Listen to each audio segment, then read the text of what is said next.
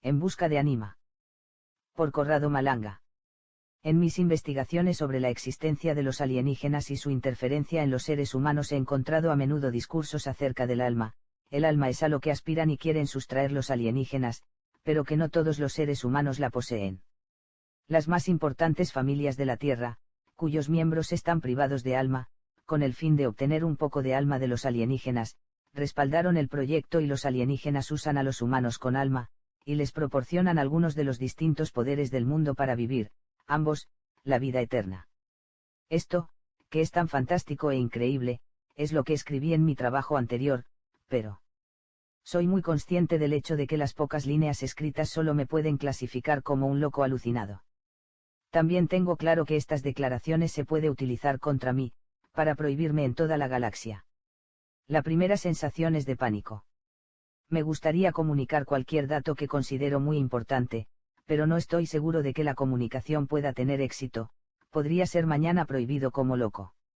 Vengo de una formación de estudios de Galileo y no creía que Platón fuera un personaje digno de atención.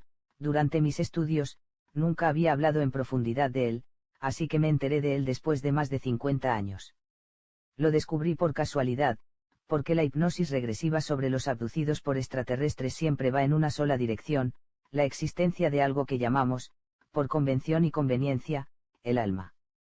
Yo, siendo ateo, me pregunté con racionalidad extrema sobre el componente álmico del ser humano, y creí que podía interpretarlo como una respuesta a un estímulo de tipo hipnótico mío, tal vez inesperado, producido en los abducidos, pero, tras los datos en curso de la investigación, acumulados día tras día, semana tras semana, finalmente encontré que no podía seguir ignorándolos, porque era obvio que el alma, o como queramos llamarla, existe y se manifiesta como la cosa más real del universo. Comencé a escribir algo sobre este tema, y los ufólogos italianos se lanzaron contra la idea del alma, como contra su peor enemigo. La idea, a menudo negada, de que el alma es algo que caracteriza la naturaleza típicamente humana, es un clásico de algunas culturas, pero la cultura científica dice que el alma no existe, no se puede medir, por lo que no existe, mientras que la Iglesia dice que todos tenemos un alma, y que debe estar en la gracia del Señor, con S, minúscula, para clasificar y organizar buenos y malos, de acuerdo a sus propios criterios. Entendía poco de teología, entendía poco de lo paranormal, entendía poco de todo, tal vez incluso de la hipnosis regresiva, que practicaba desde hacía 15 años, pero seguramente entendía mucho de química orgánica. Había trabajado en la investigación durante más de 3 décadas, y había sido rechazado en un concurso para profesor asociado. Esto me dio la seguridad de ser una persona buena e inteligente. También realicé pruebas psicológicas, aún más importantes, para poner a prueba mi capacidad de relacionarme con el exterior, y era muy hábil en la síntesis y en el razonamiento. Así que, no estaba loco o alterado, ni tenía delirios de liderazgo, y me enfrenté con una realidad que tenía que describir e informar a los demás, pero también tenía que ser creíble, de lo contrario, solo habría llegado a pasar más tiempo con mis lectores. Mientras tanto, el grupo ufológico italiano, CUN, y no solo ellos, me dio por loco incompetente. El CUN, desde que había dejado mi militancia que duró 30 años y pico, decidió que yo estaba loco. El CISU, Centro Italiano de Estudios Ufológicos, apoyado por el CICAP, había confirmado la sentencia de la CUN. El PARSEC, un grupo de estudios sobre los fenómenos de abducción, ex grupo CUN antiguo, ahora independiente, siguieron sosteniendo que un químico no puede entender nada de abducción, por tanto todo lo que dije era prácticamente estiércol extendido, secado bajo el sol de agosto. Mientras tanto, otros grupos ufológicos estaban de acuerdo no tanto a favor de Ticio o de Caio, sino a favor de, no sé, de esperar y ver, mirar hacia el futuro. Los británicos han dicho que la hipnosis no se utiliza para nada. Malanga es un comunista, Malanga es el gurú de la ufología italiana. Los lectores tienen que situarse por un momento en mi piel.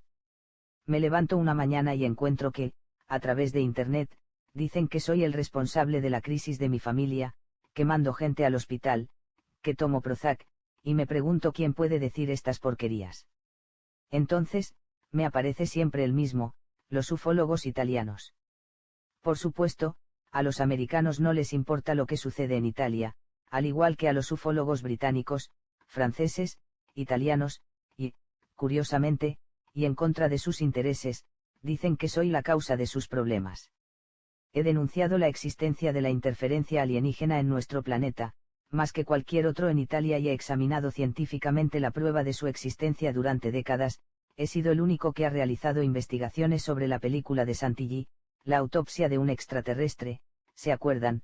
El único que ha usado el análisis basado en técnicas grafológicas, el primero en haber estudiado con gráficos por ordenador los vídeos de los ovnis, el único que apareció en televisión para defender un ufólogo italiano caído en desgracia, el primero en realizar el análisis y los estudios de textos antiguos que hablan de ovnis en la India antigua, el único en Europa, junto con el tío Aselov, que estudió de manera científica los círculos de las cosechas, y uno de los pocos que ha resistido la injerencia política y militar. Por todas estas razones he llegado hasta aquí, pero todavía tengo que dar el paso final, el que después del cual, todo estará dicho y me retiraré, simplemente, porque no puedo hacer nada más. Me tientan para explicar mejor el concepto de alma como la he sentido, oído, y visto durante la hipnosis regresiva. Por mi parte, hacerlo era una necesidad, porque los lectores, abducidos o no abducidos, con o sin alma, podrían confrontar mis declaraciones con mi afirmación, y tratando de mirar hacia adentro de una manera más adecuada a las nuevas informaciones. Ya era hora de dejar de hablar de otros, los alienígenas, y comenzar a hablar sobre nosotros, del alma. Geometría del alma. Puesto que, como he dicho, tengo formación galileana, al menos como estudios y pensamiento inicial, me doy cuenta de que es muy difícil comunicar a un científico algo sobre el alma, ya que no existe para él, porque no se puede medir. Veamos un primer concepto importante: la ciencia prevé ver las cosas que se pueden medir. Donde no existe la medida, no existe obviamente un fenómeno físico. Desde un punto de vista puramente psicológico, el científico moderno muestra, con esta actitud, el miedo a reconocer sus propios límites. De hecho es una forma de nunca reconocer sus límites, es decir, que los límites no existen como resultado del método científico, que no tiene límite, y si algo no se ve, no es porque tenemos poca visión de futuro, sino porque no hay nada que ver. Es importante señalar que esta actitud de la ciencia, basado en la fe exclusiva en sí misma, impone al hombre y a su pensamiento, un límite intransitable por dogma, el límite dictado por su ceguera mental. Es como decir: no sabemos que está limitado. Tal vez lo está, pero si no está siempre razonado y, si está limitada, conozco mis límites y, a continuación, ya que no sé lo que no existe, estoy limitado. Sin embargo, si yo estoy muy limitado, sin saber mis límites, podría darme cuenta de mis limitaciones. Entonces, ¿por qué dar peso a las limitaciones? Esto significaría perder el tiempo en algo que nunca veremos. Concentrémonos por lo tanto, en las observaciones sobre lo que veo, y no voy a perder tiempo en lo que para mí, sin embargo, nunca existirá.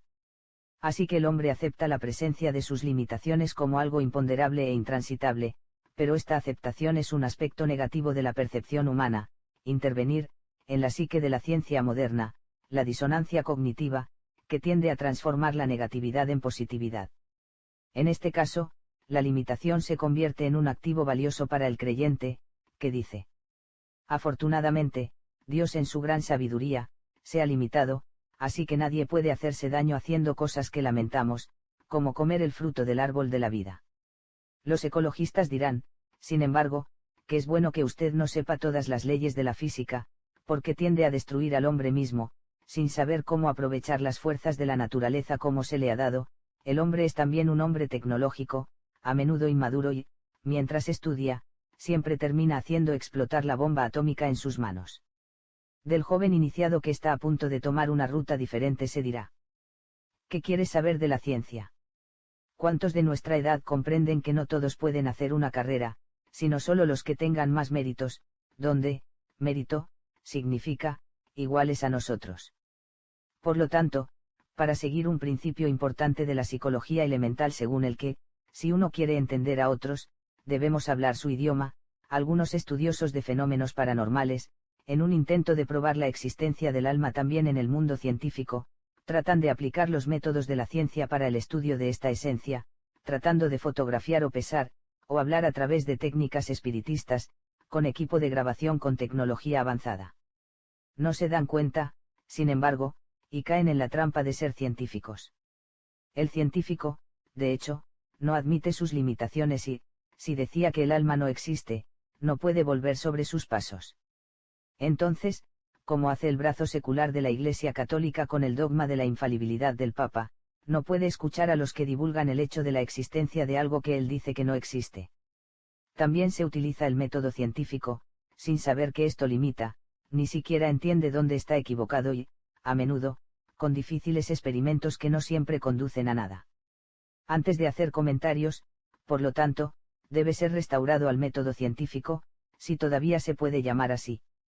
Una de las cosas que el hombre comprende más fácilmente es el diseño, la imagen, el icono, ya que se involucra, en un segundo tiempo, el significado del símbolo, que se convierte en arquetipo, donde el concepto de arquetipo es primordial, considerado individualmente y autoconsistente, sin ser apoyado por otra cosa.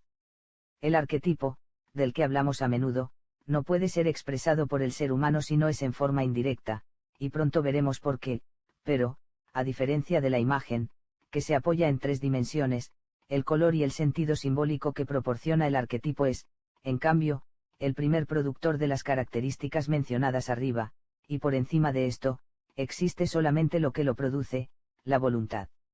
El arquetipo depende solamente del acto de la voluntad que lo crea, por tanto el arquetipo no tiene dimensiones, porque está fuera. El arquetipo no es ni energía, ni tiempo, ni espacio, porque estos 3 son los componentes únicos para crear el universo. Hablar de un arquetipo, entonces, se convierte en inadecuado y restrictivo, ya que se encuentra más allá de los confines de lo descriptible, lo visible, lo ponderable. Hablar de los arquetipos es como hablar sobre el alma, y, sin embargo, contrariamente a lo que sucede con el alma, el científico moderno entiende el significado del arquetipo. Lo incluye, pero no lo entiende, porque lo siente dentro de sí mismo cuando hace un descubrimiento científico, cuando se da cuenta que este fenómeno físico que es tal vez descriptible en cierto modo, pero incluso antes, cuando se da cuenta de la existencia del fenómeno físico, en un momento, y por un momento fuera del tiempo y el espacio, siente la necesidad de entender que ha llegado desde el exterior. El científico descubre esta sensación cada vez que comprende, y se le pasa cada vez que lo prueba, un momento después de haberlo probado, porque es capaz de clasificarlos de acuerdo con los principios de su ciencia. En la práctica, se niegan mucho más a su alrededor.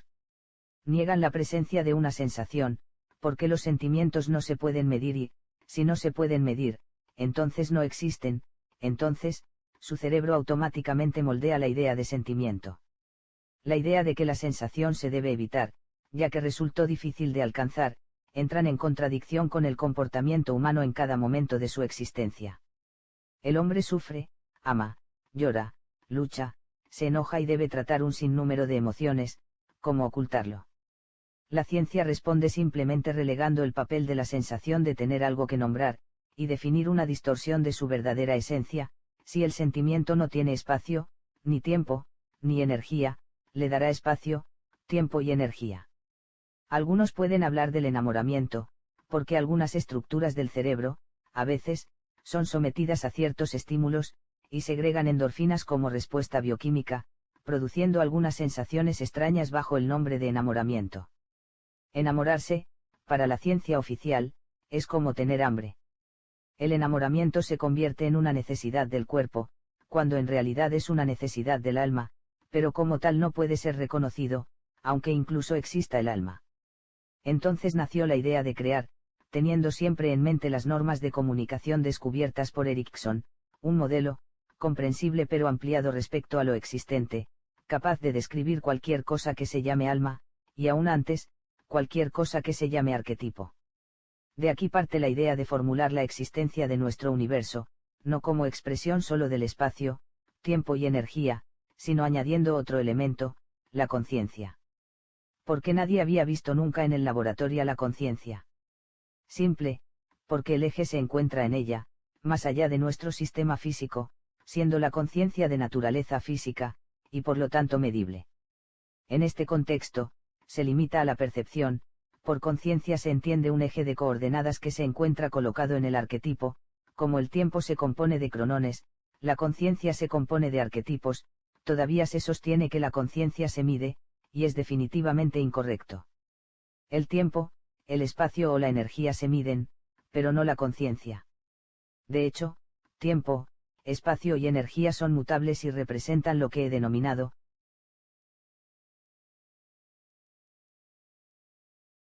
inexistente, o incluso, fantasía, sueño, o imaginario, simplemente, significa, cambiante, no fijo. La parte real de nuestro universo está representada, en cambio, en su eje de la conciencia. La conciencia es real, porque es inmutable. Siendo inmutable, no se puede medir, no tiene sentido medir lo que nunca cambia. Fue, es y será, ¿cuál es la medida de algo inmutable? El tiempo tiene un significado de las cosas que varían su posición en el espacio y o en su energía, y no es definible para lo que permanece inmóvil e inmutable. Estoy tratando de usar el lenguaje simbólico del científico, con la esperanza de que me sigan por lo menos hasta este punto, por lo que las fórmulas de la física no estarían mal, pero solo parcialmente, ya que describen muy bien la parte virtual del universo, pero sería incapaz de describir la realidad de la conciencia. El hombre, desde el interior de la parte virtual del universo, hasta ahora erróneamente lo único considerado como existente, tendría una visión mínima del eje de conciencia, que está fuera de la virtualidad, y por lo tanto no va a entender la verdadera esencia. Pero el eje de la conciencia aún se dejaría sentir a través de las sensaciones. Las sensaciones serían un tipo de producto que generan los arquetipos en la virtualidad del ser humano. A su vez, los arquetipos serían producidos por actos de voluntad, que se generarían a partir de la conciencia. Un modelo pseudogeométrico de este tipo podría ayudar a comprender la estructura del alma. ¿Por qué se llama modelo pseudogeométrico? Porque en realidad, la geometría es virtual y también estoy tratando de describir la conciencia como algo geométrico, un eje, es decir, virtual.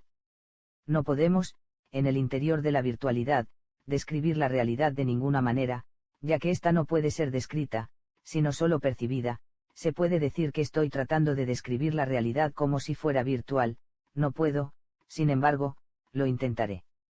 La realidad es, sentir dentro, de nosotros, y no, fuera, como virtualidad, puede decir el filósofo que lee este trabajo.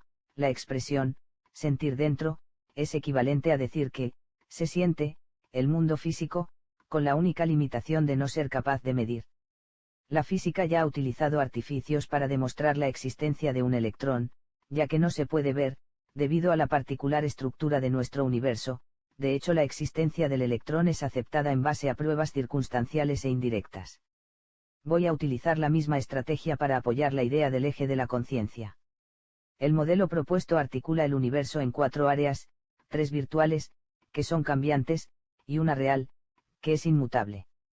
Para mayor comodidad, vamos a crear los 4 ejes con un origen común, orientándolos hacia los 4 vértices de un tetraedro regular, y en este dominio pseudogeométrico será la descripción del hombre y del universo que lo contiene.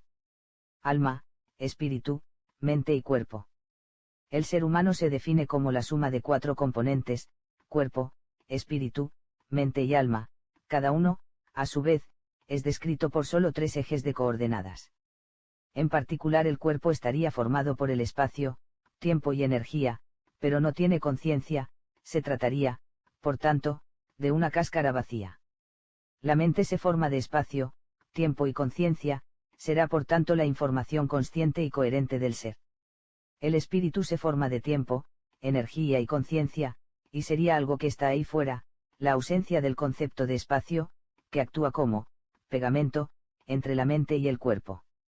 El alma se forma a partir de espacio, energía y conciencia, pero no tiene tiempo, por lo tanto, se caracteriza por la inmortalidad. Podemos, sin embargo, decir más, de los 4 componentes propuestos, alma, espíritu, mente y cuerpo. Es suficiente tener solo 2 para estar seguro de entrar en este universo, ya que con solo 2 componentes, sin embargo, se garantiza la presencia de los 4 ejes de coordenadas. En principio, se puede imaginar un hipotético ser que posee solo mente y cuerpo, o cuerpo y espíritu, o simplemente el cuerpo y alma, pero también uno que tiene 3 componentes, a saber, cuerpo, mente y espíritu, o mente, cuerpo, y alma, y, finalmente, nada prohíbe imaginarse a un hombre que posee todos los 4 componentes. Para el hombre, como sabemos, la presencia del componente del cuerpo es obviamente obligatoria, pero no se puede excluir que, en este o en otros universos, hay espíritus y mentes sin alma y sin cuerpo, por ejemplo el ser que he definido como Lux en trabajos anteriores. Pero la información disponible puede acercarse aún más a una descripción correcta del sistema tetragonal de coordenadas. De hecho, según la hipótesis descrita en Superspin, Malanga, Pederzoli, pero también en función de los descubrimientos más recientes de la física, el eje de la energía iba a nacer antes que el del espacio y el tiempo. Lo que no daría lugar a la energía, sino la voluntad de crearla, propia de la conciencia. La conciencia existía, antes, de la construcción de la virtualidad, lo que puede poner en sucesión conciencia, energía, espacio y tiempo. Los componentes del hombre formados de solo tres ejes presentarían, en el mismo eje, la misma contribución. En definitiva, tanto el alma como el espíritu o la mente tienen conciencia, pero no en cantidades iguales. Se puede resumir esta característica con la siguiente matriz, atribuyendo a cada eje una contribución entera, pero variable entre 0 y 3, 0, 1, 2, 3. Alma conciencia 3 energía 2-espacio 1-tiempo 0. Espíritu conciencia 2-energía 3 espacio 0-tiempo 1. Mente conciencia 1 energía 0 espacio 3 tiempo 2. Cuerpo conciencia 0 energía 1 espacio 2 tiempo 3. Según esta matriz el alma tiene más conciencia, seguido del espíritu, luego la mente. El cuerpo no posee nada de conciencia.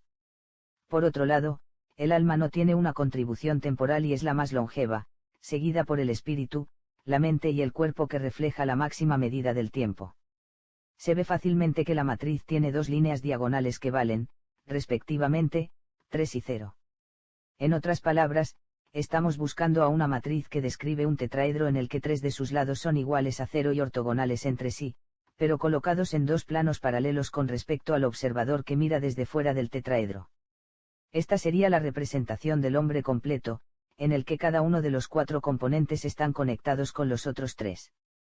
Cada cara del tetraedro representa el dominio de uno de los cuatro componentes que caracterizan al hombre completo.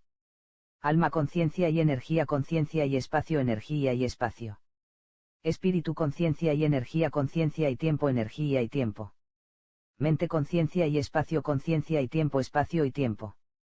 Cuerpo energía y tiempo espacio y tiempo. De este cuadro se puede deducir que cada componente tiene en común con otro, solo uno de los bordes, por lo que dos valores se convierten el uno en el otro. Por ejemplo, mente y alma deben compartir un borde que va desde los altos valores de conciencia, a los altos valores de espacio. No poseer alma significa no comprender la interconexión presente entre conciencia y energía, conciencia y espacio, energía y espacio. En otras palabras, si un científico busca comprender la relación entre la gravedad y el espacio-tiempo, descubrirá que no basta con tener un cuerpo y mente para entender esa relación, debe poseer un espíritu, pero aún no es suficiente, porque mientras el concepto de la energía en conexión con el tiempo fue descubierta y bien tratada por la mecánica cuántica, el concepto de energía en conexión con el espacio, no puede ser explicado como debe. Si no fuese así, la teoría de la unificación de las fuerzas ya se habría definido. ¿Qué significa esto? Que los científicos no tienen alma. No, significa que pocos científicos tienen alma. Por ejemplo, supongamos que solo el 20% del mundo tiene alma, y sea capaz de entender ciertos conceptos abstractos, y admitir también que hay cerca de 1.000 millones de personas, muy por encima del valor real, que están en las condiciones sociales mínimas para llegar a ser físicos. Supongamos, por último, que, entre ellos, una persona de cada 100.000 puede convertirse en físico teórico. Habría alrededor de 10.000 físicos teóricos, de los cuales solo 2.000 tienen alma, por lo tanto capaces de entender los conceptos, pero de estas 2.000 personas, ¿cuál es la probabilidad de que sean escuchadas, y hacer una carrera en la universidad, solo por sus propios medios, cuando hay otros 8.000 estadísticamente al mando, y que no son capaces de entenderle? La respuesta es clara: existe la posibilidad de que alguien tenga la oportunidad y los medios para descubrir la teoría de la unificación, pero, como es fácil de ver, es muy baja. Normalmente, para ocupar el puesto, justo, no sería un hombre con todos los componentes en su lugar, sino un ser dotado, en el mejor caso, de todas las piezas, pero con grandes problemas de conexión entre ellas, un hombre, incapaz de conocer todos los componentes, ya que no se integran perfectamente entre sí. La diferencia entre un hombre con y sin alma, consiste simplemente en las diversas posibilidades de tener conciencia del ser. El alma, de hecho, aporta una valiosa contribución de valor 3 al eje de la conciencia, mientras que el valor espíritu, es solo de 2. Estos valores son totalmente arbitrarios, y aún no sé si la escala lineal propuesta por mí es la correcta. Todos los seres hechos de por lo menos 2 partes disfrutan, por último, una parte eterna, conciencia de hecho, pero los que poseen el alma tendrían un componente que puede existir hasta el fin del universo. El alma, de acuerdo con estas definiciones, es inmortal, pero no eterna. La eternidad depende solo de la presencia de la conciencia, que es algo que está fuera de la realidad virtual inmutable. La conciencia fue, es y siempre será. Si usted posee una parte de la conciencia, dispone de una parte de la eternidad, en otras palabras, es parte del Creador. Tenga en cuenta que en este contexto geométrico, si se posee alma, puede no haber conciencia de poseerla, por lo tanto, sería como si no la hubiera. Podría ser más autoconsciente alguien que tiene un espíritu evolucionado, pero no el alma, en lugar de uno que posee el alma y el espíritu solo evolucionado. Evolución, significa, por supuesto, la capacidad de ser consciente de sí mismo.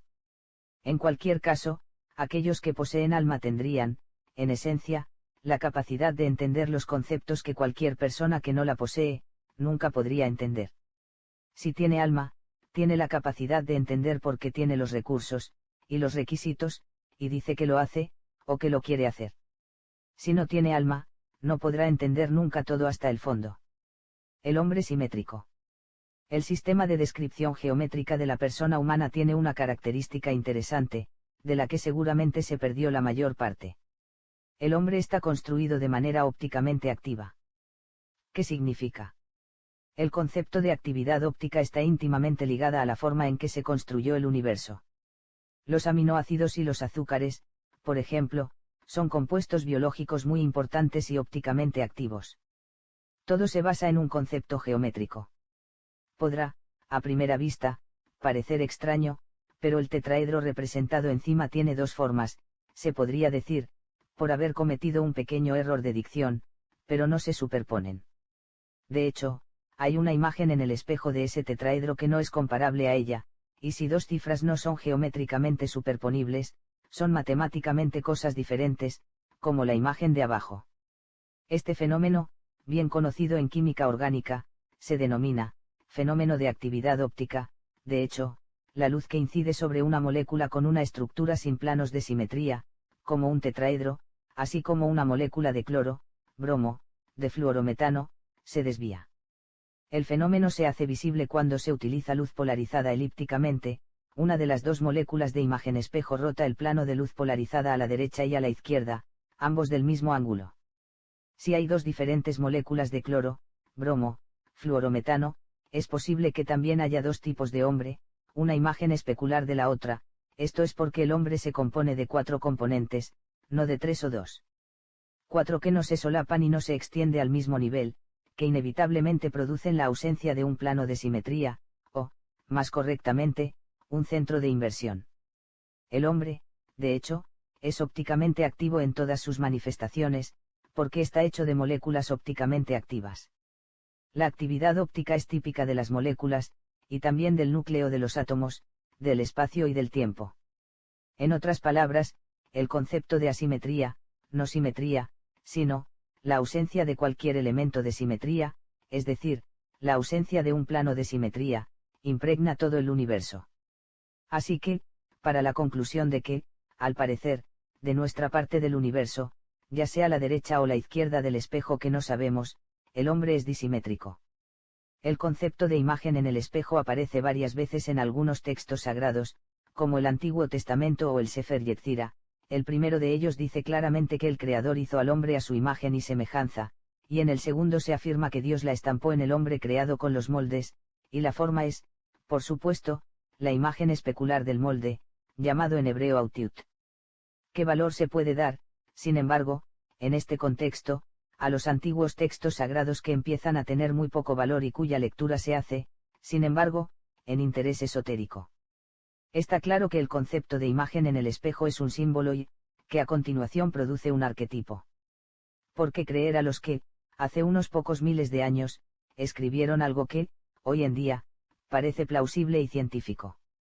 Porque el que escribió el libro, fue movido por un conocimiento interno de sí mismo, un conocimiento arquetípico.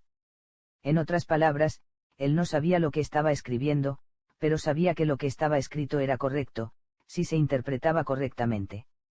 El análisis de la interpretación de los arquetipos nos dice que cualquiera que sea el producto final de la comunicación, ya sea visual, auditiva o cenestésica, si se interpreta más allá de los cambios en la forma estética, se produce la misma sensación, el arquetipo original, que es el mismo mensaje de partida. ¿Y por qué un ser humano unos pocos miles de años atrás, hubiera tenido que describir, aunque de una manera muy ingenua, la actividad óptica? Desde donde se podía llegar a algunas ideas. De la única cosa que lo sabe todo, su componente álmico, o más bien la conciencia del alma, es una parte de Dios que está dentro de nosotros. En un hombre no están conectadas todas las partes de la comunicación que el alma puede tentar establecer con la conciencia general que se basa en un canal de comunicación único, uno de los arquetipos, que se transforma en símbolos, que a su vez producirá colores, de los cuales, posteriormente, las imágenes al final nacerán, va a crear los fonemas. Así que un hombre primitivo de conciencia desarrollada es potencialmente igual a un científico de hoy, con una diferencia: el científico ya no lee o interpreta sus instintos, sus sentimientos, y confía solo en el lóbulo izquierdo de su cerebro. El hombre primitivo, sabiendo pocas matemáticas, se fía de su sensación, la sensación interior, y tiene una visión del universo que no tiene nada que envidiar, aunque diferente al de la astrofísica actual. En un artículo anterior he tratado de demostrar que Leonardo, en la Última Cena, sin saberlo, de hecho, revela algo muy distinto, el símbolo del árbol de la vida eterna. Nuestro computador, cuando diseña el ADN, simplemente vuelve a rediseñar el árbol de la vida, lo mismo que hace Leonardo, no sabe cómo diseñar el ADN, que no conoce, pero arquetípicamente su alma, a través del traductor, su mente, transforma en icono su sensación interna. De la misma manera, el dios egipcio Tot hace que el diseño del caduceo sea el símbolo del hombre eterno. De la misma manera, la Kundalini india representa ahora una vuelta al árbol de la vida, y así sucesivamente. El alma, con su propia presencia, constantemente advierte al hombre, y monotemáticamente, desde hace miles de años que centra la atención en su ADN, que le hace comprender la verdadera esencia, no solo como una molécula orgánica, sino como algo más, algo que también contiene la verdadera realidad, invisible para el científico, que utiliza solo el lóbulo izquierdo y, a veces mucho más visible a un chamán, que utiliza solo el lóbulo derecho de su cerebro. Pero se abandona el concepto de hombre geométrico, y la consiguiente alma geométrica, para buscar rastros de sangre en la psique humana. Alma como psique. Psique y soma son, para los antiguos filósofos griegos, lo correspondiente a alma y cuerpo. A estos dos aspectos del ser humano se le asignan 1000 significados, y desde Platón a Plotino, desde Jung a Hillman, tienden a ser la descripción perfecta de estos dos aspectos, tratando de comprender las interacciones que sobre todo el alma tiene con el resto del ser. Un interesante tratado de James Hillman, titulado Alma, Edificio. Adelphi, 1985, Milano, describe el verdadero significado del alma según Jung, y propone un concepto aún más lógico y ampliado. Jung dice: el alma escucha continuamente la buena intención de la conciencia, creando una vida privada en triste contraste con la deslumbrante persona. Si parto del presupuesto que, estos son solo fantasías, nunca tendrá en cuenta la manifestación de mi alma como algo más que tontas debilidades. Pero si parto del principio de que el mundo está fuera, tengo, que lógicamente, aceptar los problemas e inconvenientes que vienen de dentro como otros síntomas de una defectuosa adaptación a la condición de aquel mundo interior. En otras palabras, el alma, que viene representada como la quinta esencia del color del aire, Hillman, y cuyo efecto final de la realidad de la psique con aquella soma, y el descubrimiento de que esta fantasía que realmente está sucediendo, no es menos real que cualquiera de nosotros cuando se siente verdaderamente el mismo. El sueño entonces, y quien lo produce, el alma, se convierte en real, es real, porque el interior y exterior son la misma cosa. Si hablo un momento sobre las ideas de Jung y Hillman, inmediatamente me doy cuenta de que su trabajo da lugar a la misma percepción de alma que he adquirido a través de los experimentos hipnóticos de los últimos 10 años. En sus palabras, de hecho, ya existe, la distinción entre la realidad real y realidad virtual, aunque vagamente insinuado. Pero Jung se da cuenta de que la fantasía representada en el alma, no es menos real que lo que existe fuera de nosotros. No hay que olvidar que la física de Bohm, J. Krishnamurti, Don Bohm, en Dove il tempo finisse, Ubaldini Editore, 1986, Roma, llegó mucho después del nacimiento de la idea del universo holográfico y virtual, que aún no ha sido aceptado por la ciencia en los últimos 10 años.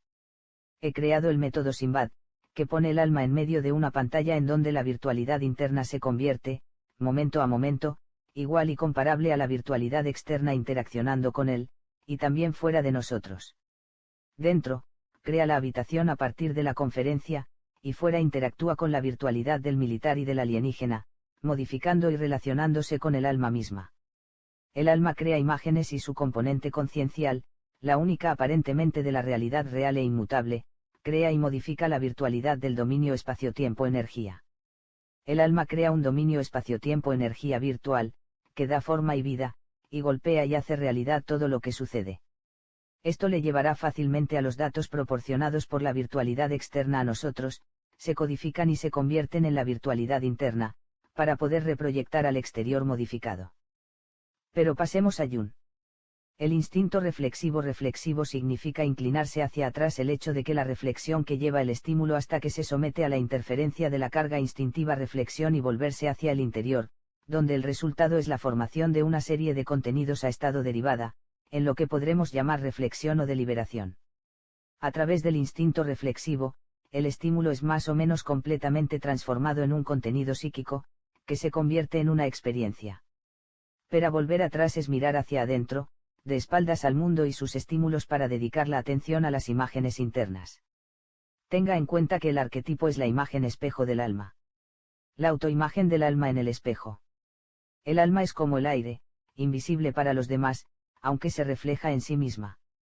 El arquetipo del aire está, lo he subrayado varias veces, vinculado con el simbolismo del alma y también Dios, para dar vida a un objeto inanimado. Anemos, en griego antiguo, es el aire, el anemómetro es un instrumento que mide la intensidad del viento. Cuando uno se muere, es el último aliento, para simbolizar la liberación del alma. El alma no se ve, pero hay una manera de retratar arquetipos, el espejo. El diablo, dicen, no tiene alma y, de hecho, si se pasa por delante del espejo, no presenta la imagen de sí mismo reflejada, como es tradicional también en el vampiro, los muertos vivientes. Quien no tiene alma, no tiene imagen en el espejo. Esta declaración explica perfectamente el nivel de edad, arquetípica, la naturaleza tetraédrica del hombre, según el cual solo los que tienen el cuarto componente tienen una imagen en el espejo de sí mismo. Si un ser solo está compuesto de espíritu, mente y cuerpo, habría un plano de simetría, y por lo tanto, su imagen en el espejo sería idéntica al lado de la imagen del espejo, es decir, no existen diferencias de imagen en el espejo del yo. Jung lo sabe, y también lo hacen los que hacen los cuentos de hadas clásicos, y leyendas que se cuentan a los niños, porque las historias son una mezcla de arquetipos y símbolos que el alma crea. El alma encuentra una manera de dar su propia descripción del universo, a través del mito, la leyenda, fábula, en el idioma comprensible para todos los seres vivos de este universo, los arquetipos. La mente convierte el arquetipo en el simbolismo, que se convierte en imágenes o fonemas, pero para todas las culturas del universo, si tiene alma posee un sonido doble, uno y su imagen especular, que, sin embargo, no tiene nada que ver con el doble identificado de Steiner en Arqueosofía. El simbolismo de la historia continúa con la historia de Narciso mirando al lago. El agua actúa como un espejo, se trata de mirarse a sí mismo y su búsqueda de imágenes, pero no puede encontrar lo que quiere, se acerca al agua para ver mejor, pero no ve lo que está buscando, e inexorablemente, se ahoga. El significado simbólico de la historia es claro, Narciso no tiene alma. Si no se posee alma solo se ve el soma, el cuerpo, pero no la psique. Él muere, porque no puede hacer otra cosa, porque solo los que tienen alma son inmortales, muere en el agua, un símbolo, ya que no sabe nadar, o no sabe cómo pensar. El símbolo del agua, de hecho, se refiere al arquetipo de la mente. Se trata de una persona que, sin un alma, está carente de creatividad. ¿Cuántas veces usted ha dicho, para mantenerme a flote en la vida haría cualquier cosa? Arquetípicamente, para mantenerse a flote en la vida, se necesita crear en vivo y en directo, estar sin hacer no es vivir, sino sobrevivir. El concepto de alma creativa también se describe en la obra de Hillman, El Códice de Yanima, edificio. Adelphi, en los que la idea de base se superpone con la de Daimon, una creatividad que cada uno tiene dentro de sí mismo para producir, o tratar de presentar registros que tienen el propósito de la vida, el propósito decidido por el Daimon mismo antes de encarnar en un ser humano. Si usted piensa acerca de este concepto, decididamente muy difícil de digerir, se expresa por uno de los psicoanalistas más destacados del mundo, pero se trata de la conocida imagen del alma que se me apareció en el trabajo basado en el uso de la hipnosis regresiva. Añadido a la experiencia de algún psicólogo que usa el espejo como un objeto casi transicional, estimulando al paciente a hablar y ventilar, justo enfrente de un espejo. Eder Yanima, Di Stefano Salvatici, edificio. Le Pleiadi, 2004. El inconsciente, en este caso, emerge completamente y el inconsciente es el lugar donde reside el alma, James Hillman, en L'anima del mondo e il pensiero del cuore, edificio. Adelphi, Milano, 2002. Hillman dice: la conciencia de nacer del alma deriva de las imágenes, y que se podría llamar imaginario. Según Jung, una condición, sine qua non, de cualquier forma de conciencia es la imagen mental. Todo proceso psíquico es una imagen y una imaginación, sin la cual no podía tener alguna forma de conciencia. Porque las imágenes fantásticas son la base de la conciencia, nos dirigimos a ellas, para ver al final las cosas.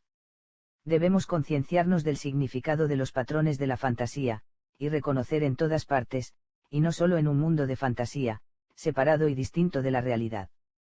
Por encima de todo, es importante para reconocer en su juego un sinfín de referencias en el espejo en el que el inconsciente se hace consciente de su rostro. Imágenes fantásticas se han convertido en el instrumento de la percepción y las formas de ver las cosas.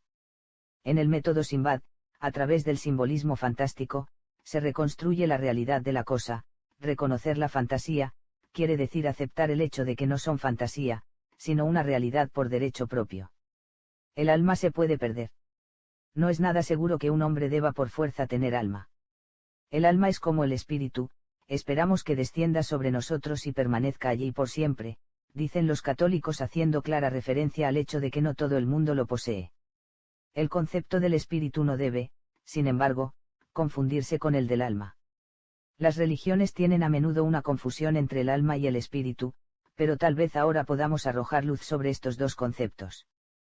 Para los católicos es el espíritu lo que es inmortal y no el alma, pero, cuando hablan de espíritu, quiere decir, en realidad, que hablan de las almas. La religión católica se deriva de las tradiciones judías, que, a su vez, se han derivado de las egipcias, el bagaje cultural que ahora reclaman como propio. En el mundo egipcio había una bella diferencia entre Ba y Ka. Ba era el alma inmortal, mientras Ka era el espíritu. El alma, según los egipcios, existe en número finito, y no todos poseen una. Pero, ¿qué dice Jung acerca de esto? La pérdida permanente del alma comporta resignación, fatiga, indolencia, irresponsabilidad. The Collected Works, Princeton University Press, Opere, 9, 1, p. 74. Los abducidos estudiados por mí describen exactamente las palabras de Jung, la pérdida temporal del alma, mientras se utiliza para recargar al alienígena de turno. El estado de cansancio que afecta al sujeto después de la abducción es una característica clásica, mientras un buen contacto con el alma, obtenido con la meditación trascendental o la hipnosis, produce en los mismos individuos, un aumento de la capacidad mental, constructiva, racional, física, al parecer casi ilimitada. La falta de alma produce depresión, o más bien, el miedo inconsciente de perderla definitivamente, produce depresión en los sujetos examinados por mí, de acuerdo con lo que ha sido citado por Hillman en Alma, Operación Citata, Palm. 139. Pero hay algo a tener en cuenta, la despersonalización. La despersonalización, según Hillman, deriva del hecho de que el ser humano privado de su alma pierde la motivación para vivir. Si se está despersonalizado, se entiende, por eso, que la verdadera personalidad reside en el alma antes que en cualquier otro lugar. Hillman dice: me refiero a los estados de apatía, aburrimiento, sequedad y cansancio, de la resignación, esa sensación de no creer en su valor y no atención, el sentido de que nada importa y todo, por dentro y por fuera, es lo más vacío. Jung atribuye todo esto al arquetipo del alma y, de hecho, describe el alma como un factor en el verdadero sentido de la palabra. No puede ser hecho por el hombre, añade Jung, pero es siempre el elemento a priori de su estado de ánimo, reacciones e impulsos, y todo lo que es espontáneo en la vida psíquica.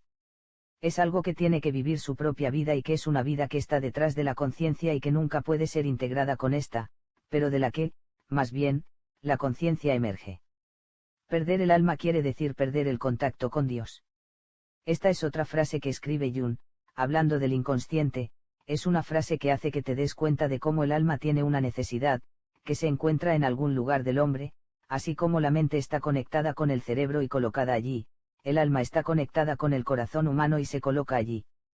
Para los pueblos primitivos, cualquiera que sea el nombre que dan al alma, reside en el corazón humano, y rasgar el corazón significa privar al enemigo del alma. Es evidente que en este simbolismo se esconde otro: el corazón es el órgano del cuerpo humano, soma, cuyo latido el hombre siempre ha sabido ser influenciado por las emociones.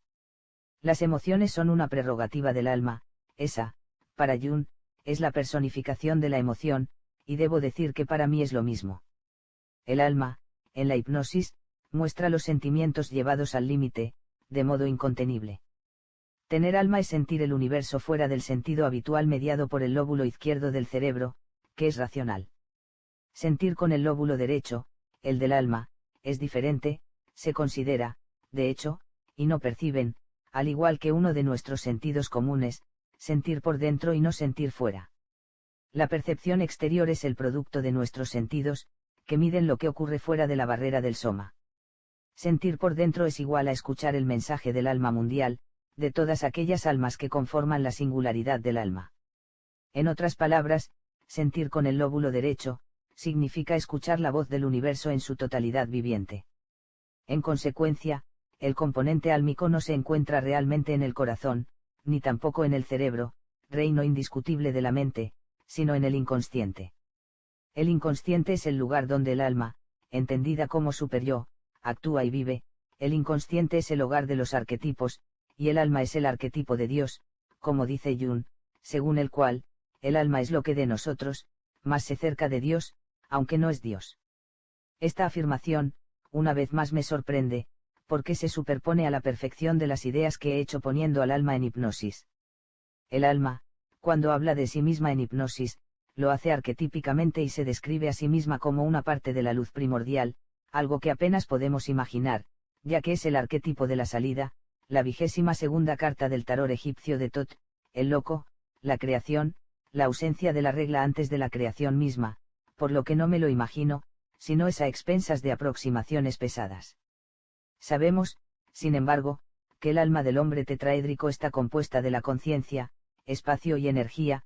Estos dos últimos son componentes del todo virtuales, solo el componente fuerte conciencial es real y eterno, solo la conciencia es Dios. Pero, el alma tiene su propia personalidad, o su personalidad se encuentra en otro lugar. No hay argumentos definitivos en contra de la hipótesis de que estas figuras arquetípicas que poseen el inicio de su carácter y personalidad no son simplemente adaptaciones menores. De hecho, los arquetipos, en la medida en que las relaciones no son puramente funcionales, se manifiestan como demones, como agentes personales. En esta forma se ven como experiencias reales, no son invenciones de la imaginación, como nos quiere hacer creer el racionalismo. Jung, Obras, v. par 388, p. 254. En lugar de obtener estos datos de nuestras condiciones psicológicas, es necesario obtener nuestro estado mental de estas cifras. Jung, Obras completas, 13, p. 273. ¿Cuáles son, entonces, las actas de la hipnosis realizada por mí en la que alma, mente y espíritu no recitan un partido fantástico, sino su parte, con sus características reales? Lo que le da el carácter, entonces, ¿y por qué alma, mente y espíritu tienen personalidades diferentes? Lo que de hecho, es bien ilustrado por el método de Simbad. Simplemente porque el alma, mente y espíritu, tienen tres mentes que se caracterizan por diferentes valores. Hillman, Jung y Platón no tenían la experiencia hipnótica, que se ha convertido en un instrumento de adquisición únicamente después del trabajo de Milton Erickson, Opere, volumen I, 2, 3, Astrolabio, 1982, Roma. Hoy en día podemos ofrecer para complementar la visión neoplatónica de esta investigación, un panorama más amplio de la situación humana, basados no solo en la psique y en el soma, sino también en la idea del hombre tetraédrico, que ya estaba en trámite en el tiempo de Jung. Ir en busca del alma tiene quizá el riesgo de despersonalización del hombre mismo. Muchos psicólogos y psiquiatras afirman que la hipnosis regresiva tiene aspectos negativos, las contraindicaciones. Una de ellas sería el tema de la esquizofreniación, que lleva más y más espontánea, dos personalidades, una que pertenece al considerado mundo real y la otra, fantástica, perteneciente al mundo hipnótico. Es como decir, alrededor de mis estudios, que si una persona comienza a convencerse a sí mismo en vivir una vida paralela en la que el alienígena lo abduce, se proyecta en esta segunda realidad, que se convertirá cada vez en más importante, tanto de no impedirle que salga. Así habremos creado esquizofrénicos. Es importante discutir este asunto, porque la interpretación incorrecta de algunos datos podrían llevar a un camino equivocado. Hay que decir inmediatamente que una de las mejores curas para la doble personalidad se presenta en la hipnosis profunda. Las diversas personalidades del sujeto están puestas en confrontación con las demás, y empiezan a desmoronarse frente a una personalidad más fuerte, la única real del sujeto, sigue siendo el único gestor en el extremo de sí mismo, el Echertok, en L'Hypnosie, Teoria, Práctica e Técnica, edición y Mediterranee, Roma, 1971, Oracarle, J. Boysen, Guarire con l'Hypnosie, edición y Mediterranee, Roma, 1991. En este sentido es interesante el artículo de Erickson titulado, Investigación experimental sobre la posibilidad de uso antisocial de la hipnosis, publicado en Psychiatry en agosto de 1939, páginas 39, 414, y el artículo del mismo autor sobre, posibles efectos perjudiciales de la hipnosis experimental, Journal of Abnormal and Social Psychology, 1932, 37, 321, 327, donde se afirma explícitamente que los resultados clínicos son ulteriormente respaldados por conocidas dificultades encontradas en un intento deliberado de provocar el cambio deseado de la personalidad terapéutica.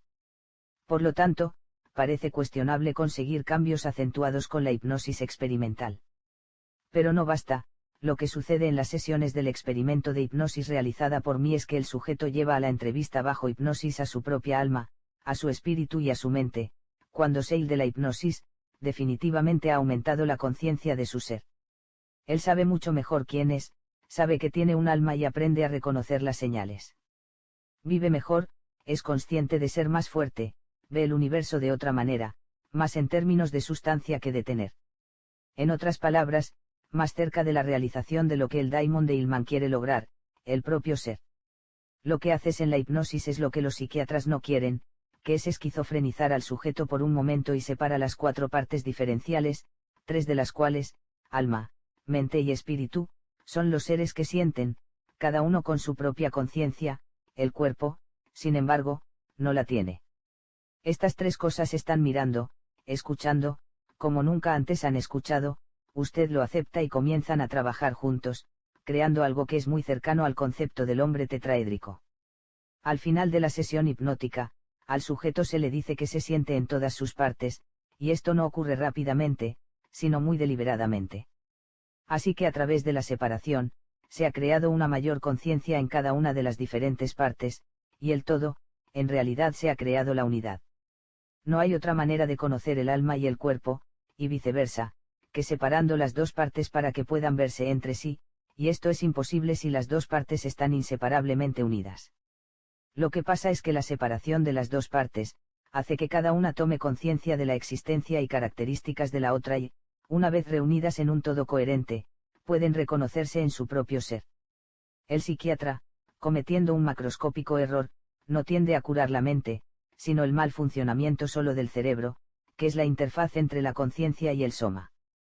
El psiquiatra, como el físico, no reconoce el alma, ni en el otro, mucho menos en sí mismo, por la sencilla razón de que parece no tener alma consciente. No tener conciencia es equivalente a no ser álmico, no tener alma, y puede ser porque la conciencia es baja o porque el alma no está, porque no tienes la voluntad. Alma y amor.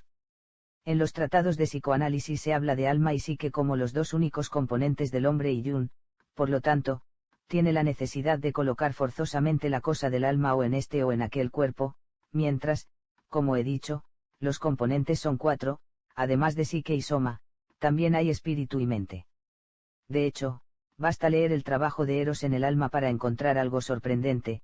Hillman se da cuenta de que algo anda mal cuando dice, por ejemplo, que el amor no es una manifestación del alma. Es bueno aclarar la cuestión mediante la eliminación de las malas palabras, y la interpretación semántica. Creo que el alma no puede amar. Amor, agape. Antes de verlo, usted debe proporcionar una definición del amor. El amor del alma está encarnado por agape y no por Eros. Se trata, por la mitología griega, del amor que Dios da a sus criaturas. Un amor no correspondido es correspondido, pero dado solo por un acto de amor, sin obtener nada a cambio. Amor puro, podríamos decir, que no termina en nada, pero que se demostró con el único propósito de esta expresión. Uno tiene que preguntarse dónde la idea de algo que expresa y que nos distingue unos de otros, pero sin el deseo de interactuar con ellos. Porque, en otras palabras, cuando el alma debe amar algo, se crea una interacción de un solo sentido, sin estar sujetos a la bidireccionalidad de la relación. Para responder a esta cuestión, el concepto de alma debe ser ampliado y hay que mencionar otra característica, la unicidad. No existen tantas almas, sino una sola alma con tantas derivaciones más o menos consciente de sí mismas, por lo que el alma, el amor compartido, se haría con ella misma. La justificación arquetípica de ágape, el amor divino, es dado de hecho por Dios, y son la misma cosa, y es sólo un sentido del amor ágape, que describe la satisfacción del reconocimiento del alma. Esto sucede, por ejemplo, incluso en la hipnosis profunda, cuando el alma se distingue del resto, y admite ser un ser sin nombre. No tiene sentido nombrar una cosa si está sola. El significado de un nombre es cuando se debe distinguir entre al menos dos, pero una sola alma se divide en muchas partes, sin embargo, es una, y por lo tanto no tiene nombre. El alma, o mejor dicho, la parte que se encuentra a veces, si se reconoce en la otra parte de él, se alegra de reconocerse a sí mismo, y se mueve en el reconocimiento, porque recuerda su propia soledad, y expresa su compasión por sí misma. Desde el exterior, esto toma la forma de un único amor monodireccional, pero el alma ama porque significa el reconocimiento del ser. En realidad, por lo tanto, cuando las almas de dos personas se aman, se reconocen unas a otras, pero solo a un nivel inconsciente profundo, y se trata de una serie de emociones que son subproductos de los arquetipos, creados por la conciencia del alma. El alma interpreta el arquetipo del amor universal, porque es en sí misma universal, ágape porque el alma es una. La unicidad del alma y, en mi opinión, la causa de todos los efectos, paranormales, de metacomunicación mental. Una vez despierto, de hecho, el alma es capaz de identificarse con otro que lo tiene también. Después de la hipnosis profunda comenzaron a destacar los fenómenos de transferencia de información por vía telepática entre los abducidos examinados por mí. Los que podrían interactuar de alguna manera, lo hacen inmediatamente, y a grandes distancias. Aunque no he tenido tiempo de investigar más a fondo este aspecto de la cuestión, debo decir aquí que estos fenómenos son absolutamente ciertos e irrefutables.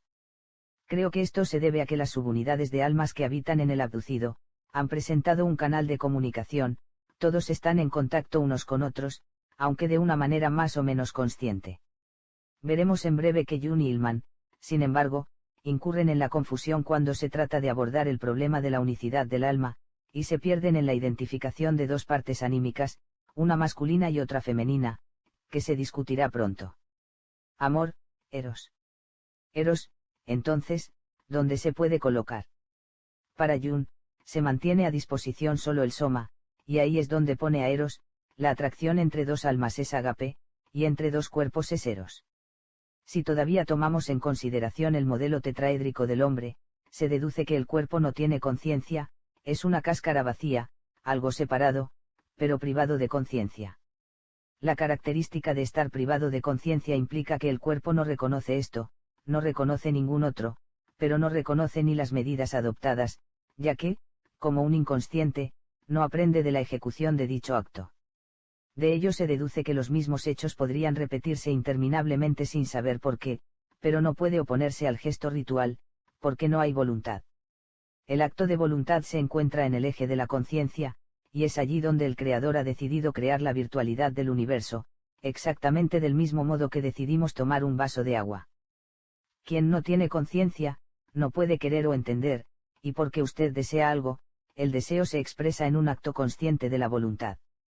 Quien no es consciente, no posee, no tiene voluntad ninguna. Eros es el deseo, y no puede ser colocado en el cuerpo, Eros estará en el espíritu.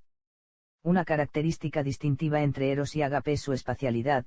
Ágape es el amor más allá de la barrera del tiempo, y el alma no tiene tiempo, mientras que Eros no tiene barreras de espacio, pero se ve afectado por el tiempo. Eros no es para siempre, pero se puede considerar presente en todas partes. Ágape usa el sentimiento del alma, mientras que Eros usa el sentimiento del cuerpo, y actúa sobre el cuerpo. Esto ha llevado, en mi opinión, fuera de la observación de Eros, que erróneamente se ha visto como una manifestación del cuerpo, y no podía imaginarse que se estuviera en una parte diferente.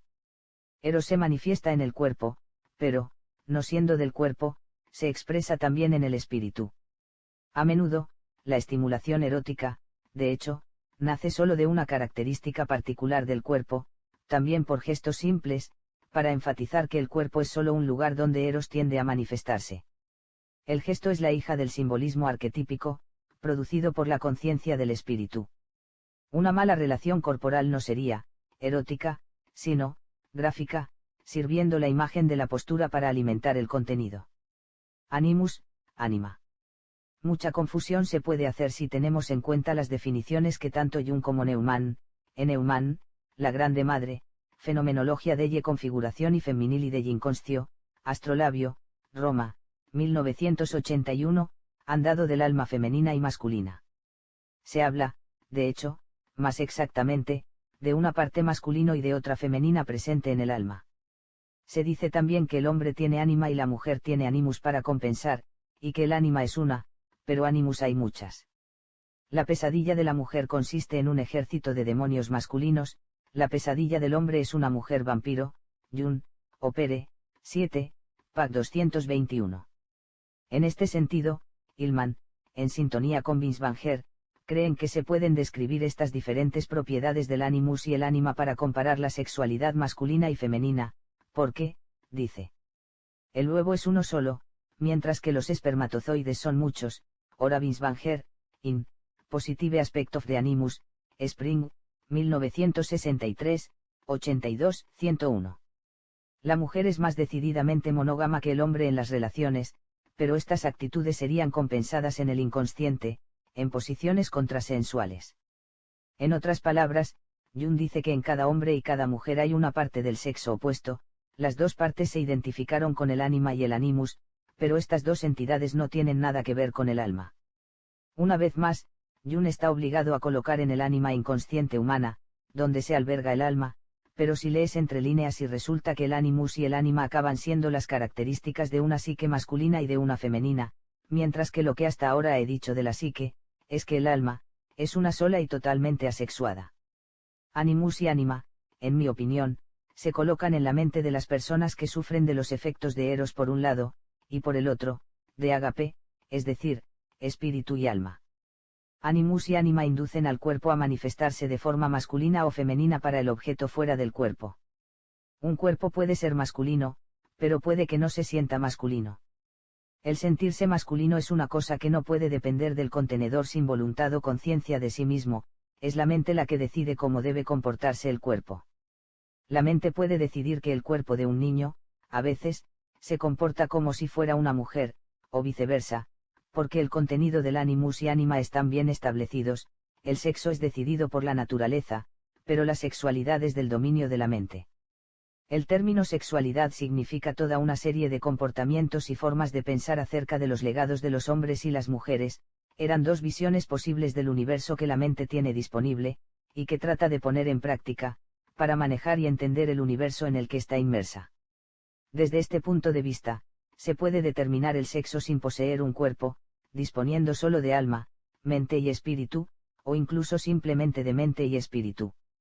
Esta observación parece estar de acuerdo con algunas piezas de la hipnosis regresiva en la que se informa del llamado lux, o ser de luz, que solo tiene mente y cuerpo, y tiene dificultades para reproducirse, pero podría hacerlo. Por lo tanto, está en la mente que el sexo es diferente, pero no en el cuerpo. Jung, en este sentido, cree que el ser perfecto es el andrógino, es decir, los que erróneamente llaman asexuales, pero en realidad son bisexuales, porque esos dos puntos de vista de la mente y la vida complementan a la perfección. Así, en el simbolismo alquímico de la Kundalini, la serpiente macho y la hembra están enrolladas en un solo bastón, que representa el árbol de la vida eterna. El andrógino es el símbolo de la perfección para el alquimista que quiere convertir el plomo en oro, o el hombre mortal en un inmortal hombre. Reunir todas las piezas parece ser la receta para crear la inmortalidad, y de hecho, si el alma misma, firmemente adherida al cuerpo, mente y espíritu, con su falta de tiempo, harían inmortales a los seres humanos, por lo tanto andróginos, calle Malanga en, el significado arquetípico del crop circle. Pero, ¿qué produce animus y anima? ¿De dónde vienen? ¿De qué se crean? Bueno, se alojan en la mente del hombre, pero la mente es un traductor de idiomas de arquetipos a fonemas, es una biblioteca de información, es un conservador, no un pasivo, sino un activo, que tiene su propia voluntad. Por otra parte, alma y espíritu hablan entre sí y con el cuerpo a través de la mente, mientras el alma respeta el concepto masculino de totalidad, es absolutamente necesario para aclarar estos conceptos, o necesariamente habrá confusión.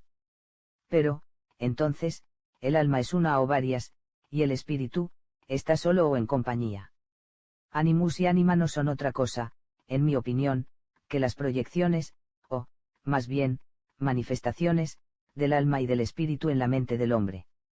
La mente se conecta del alma y el espíritu, y conversa con la mente, y se deriva de ella una visión, que tiende a comunicarse con el cuerpo, sea el alma bajo forma de ánima o el espíritu en forma de animus. Así es como se explica, en mi opinión, la dicotomía de animus-ánima, el alma habla a la mente y aparece como ánima, mientras que el espíritu habla también con la mente y aparece como animus. El alma es femenina, y considera que su existencia es la unidad, el espíritu considera que su existencia es la totalidad de las apariencias, pues, como he dicho, animus y ánima no es más que las proyecciones del espíritu y el alma en la mente. La consigna del alma es de hecho, una en muchos, y la consigna del espíritu es, muchos en uno. Desde el punto de vista geométrico, el alma no tiene tiempo, y el espíritu no tiene espacio, el espíritu está, en todas partes, y el alma es, para siempre. No debe usarse los términos ánima y animus, sino alma y espíritu, indicando la proyección del alma y el espíritu en la mente, en los que el macho es el espíritu, y la hembra es el alma. Todos los que han estado utilizando el método Simbad, han imaginado el espíritu como masculino y el alma como femenina. Relacionarse. Entrando en relaciones, dos seres humanos no lo harán solo con el cuerpo, sino también mental, espiritual y álmicamente. Una relación perfecta entre dos seres humanos que se produce en los cuatro campos de definición tetraédrica del hombre, pero como hemos señalado anteriormente, este hombre es prácticamente inexistente.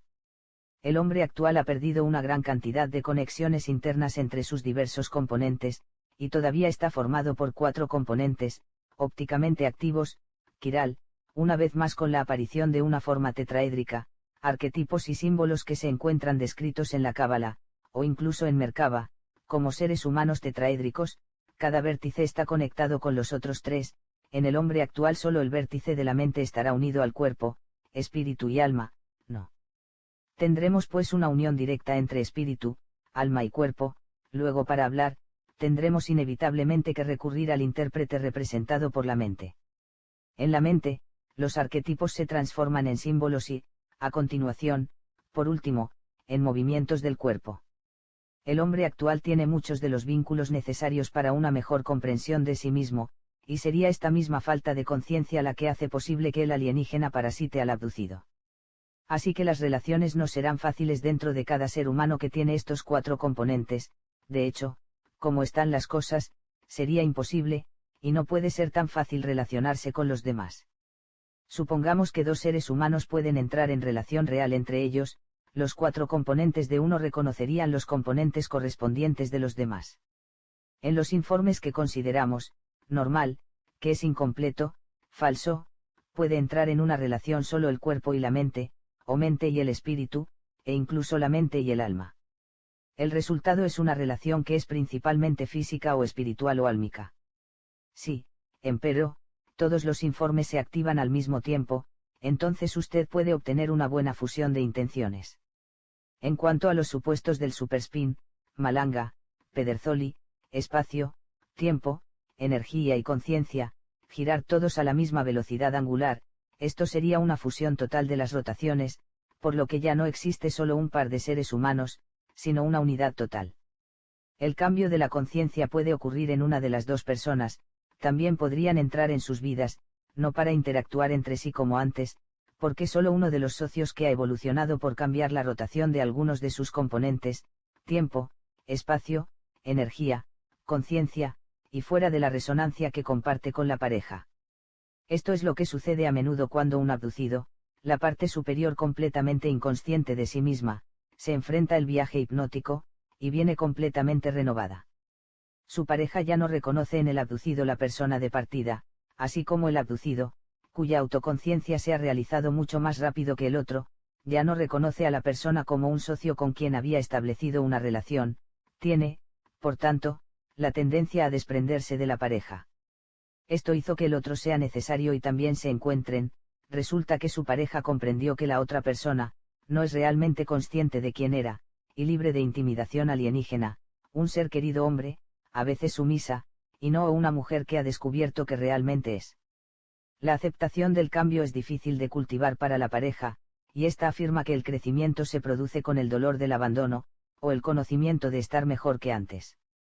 Los socios, en conclusión, se debe adaptar, si aceptan el verdadero carácter del abducido el descubrimiento de él como una relación nueva y fuerte, real y duradera que la anterior. Conclusiones. Sentí la necesidad de escribir este trabajo como psicosomáticos, en los últimos meses, más y más personas han estado haciendo preguntas acerca del alma. Me di cuenta de que lo más difícil de digerir sobre los extraterrestres y su interferencia, secuestro, no fue tanto el hecho de que los alienígenas explotan a los seres humanos, este aspecto del caso había sido aceptado por todos los participantes. Lo que no acaba de ir por ese no era todo lo que el alma, evidentemente, porque hizo poner automáticamente en tela de juicio la igualdad de los seres humanos, los que se creen más inteligentes que otro, ese podrían imaginar no tener alma. De ello se desprende una ruptura entre los secuestrados, sin duda con alma, y los otros. Pero los otros, ¿qué son? Y, es importante tener alma. Tener algo más, se considera una virtud, porque los seres humanos se basan en tener, no entienden que el alma no se puede tener, solo se puede ser alma, no se puede ser almado si se trata de otra cosa. Muchos en el nivel inconsciente, han rechazado la idea de estar sin un alma, porque estamos convencidos de que pretender ser un sin alma, no solo es ser diferente, sino estar en el lado equivocado. Antes al abducido se le identificó como un desafortunado y diferente, y todos estaban dispuestos a mostrar compasión y simpatía por su situación, difícil de vivir. Hoy las cosas han cambiado y el abducido se considera un afortunado, porque tiene el alma, y se fundó una supuesta escuela de pensamiento de la envidia. La disonancia cognitiva ha sido el deseo de utilizar el producto a modo de no existente, como si no hubiera existido, no habiendo esperanza de que el castillo de naipes construido por el escritor caiga, y permanezca de pie con la esperanza del alma. Así que se empezó a sentir que lo que él dijo fue el resultado de la locura, y ha tratado de trivializar el sufrimiento de los secuestrados, reduciéndolos a la esquizofrenia simple. La impresión que tuve es que la disonancia cognitiva de los que saben, en un nivel inconsciente, que no tienen alma, se rebelan contra esta situación y contextos, más o menos abiertamente. Ser o no ser almado no es importante, sino solo a aquellos que pueden entender el alma.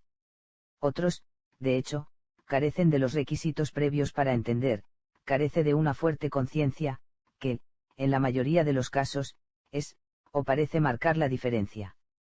De hecho, todos son eternos, porque todo es conciencia. Quien tiene alma tiene más conciencia y es inmortal, eso es todo. La diferencia entre la inmortalidad y la eternidad en este punto, es importante, y necesita ser aclarada.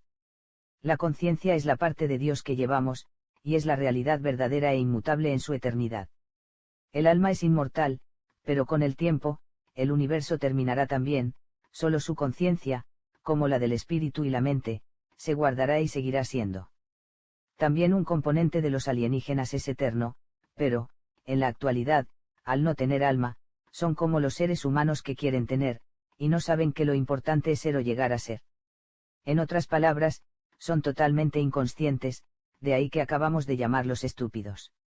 Como he dicho antes, son estúpidos los que hacen el mal a los demás, sin obtener ningún beneficio para ellos mismos. Pero, muchos ufólogos italianos parecen caer en esa categoría, y lo tenía que decir, por fin.